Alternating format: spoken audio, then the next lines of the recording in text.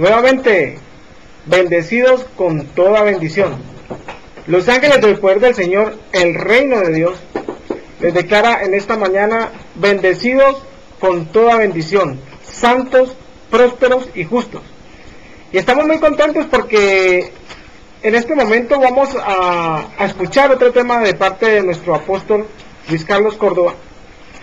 Un misterio el cual ya escuchamos en ¿Qué es Cristo? Número 1. Hoy el apóstol Luis Carlos Córdoba nos va a dar el ¿Qué es Cristo? Número 2. Estuvimos muy bendecidos con la enseñanza pasada, porque conocer qué es Cristo es algo que nos libera, es algo que nos permite conocer verdaderamente qué es el Espíritu de Dios. Y los ángeles del poder del Señor vienen aclarando lo oculto de las tinieblas. Bendecido con toda bendición. Bendecido, hermano ángel del poder del Señor. Ah, Padre. Bueno, la verdad es que hoy estamos aquí nuevamente con el propósito de esclarecer nuevamente otro tema, porque aquí hablamos siempre de misterios, tal como dice el Evangelio. Así pues, ténganos los hombres como servidores de Dios y administradores de los misterios de Dios. Hoy vamos a aclarar un misterio bien glorioso, que es la segunda parte de lo que es Cristo, el Hijo de Dios. Precisamente en este estudio, la definición de Cristo es que Él es el espíritu vivificante, es decir, espíritu que da vida. Y en el estudio veremos que Cristo el Señor no es un personaje físico, sino que es el Espíritu de Dios, sabiduría de Dios, o sea, la mente de Dios, la cual vivifica a todo aquel que lo recibe. Es decir, quien recibe la mente de Dios, quien recibe la palabra de Dios, quien recibe a Cristo, este lo vivifica, es decir, le da vida, ¿sí? Bien, se le llama Señor porque está sobre todo, o sea, Cristo tiene dominio sobre todas las cosas. Por tanto, quien recibe a Cristo, señorea también sobre todo. Vamos a la evidencia en la promesa que está en el Antiguo Testamento, es decir, en la Escritura. Ezequiel 36, 27 dice lo siguiente.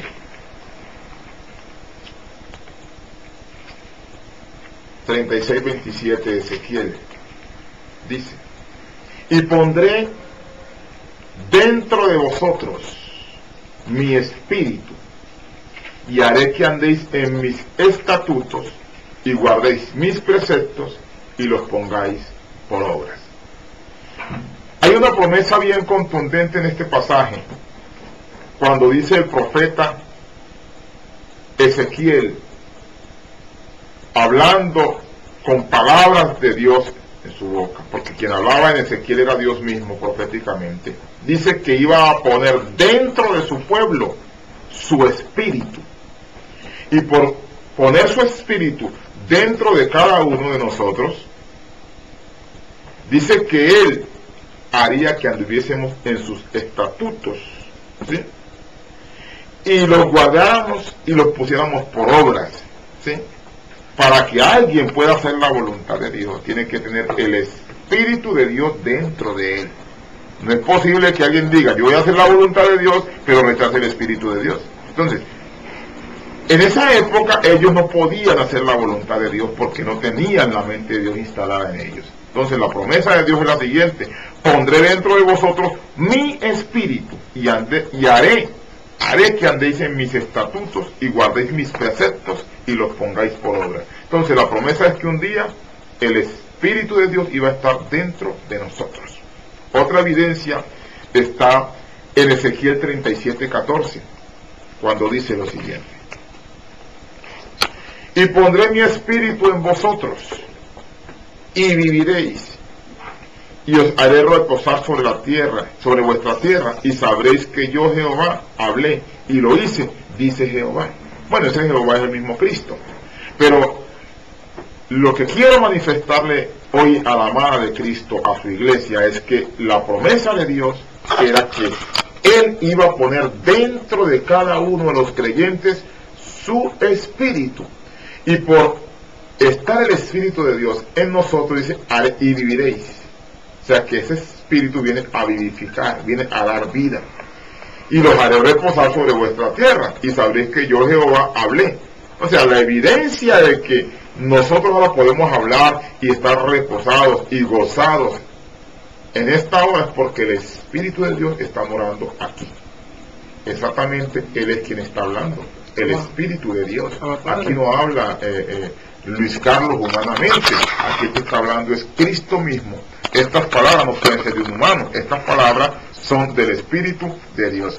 De modo pues que la promesa era esa, que Dios pondría su Espíritu en su pueblo y vivirían, o sea, serían vivificados, porque todo aquel que no tiene el Espíritu de Dios está muerto.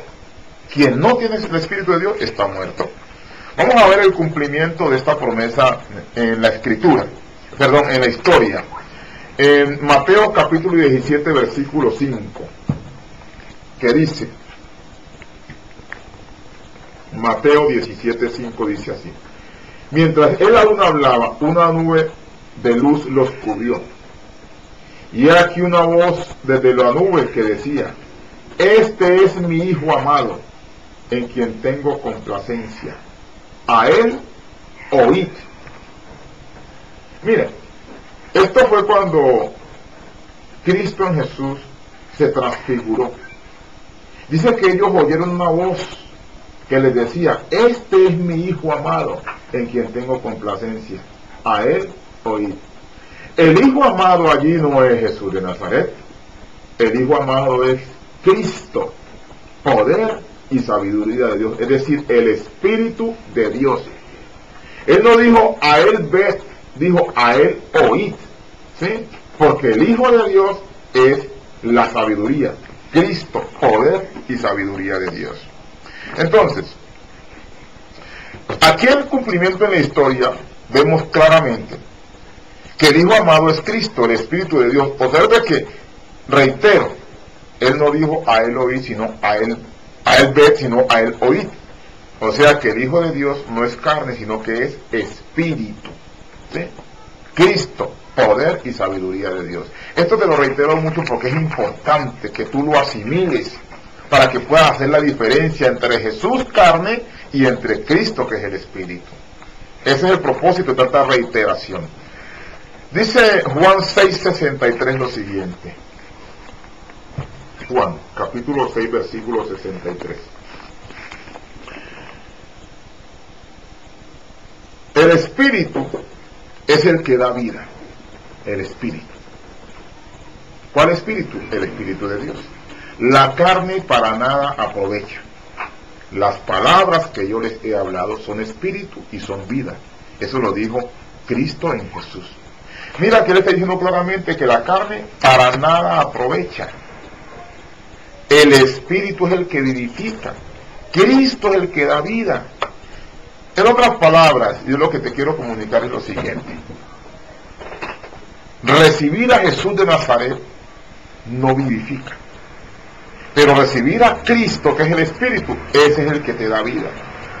¿Qué es recibir a Cristo? Es recibir las palabras que estaban en la boca de Jesús. El poder y la sabiduría de Dios. Es el poder y la sabiduría de Dios. Ese es el Espíritu de Dios, el cual Dios dijo en la promesa que Él haría reposar en cada uno de nosotros. Pondré dentro de vosotros mi espíritu, o sea, mi mente, mi sabiduría, mi palabra, y los haré reposar.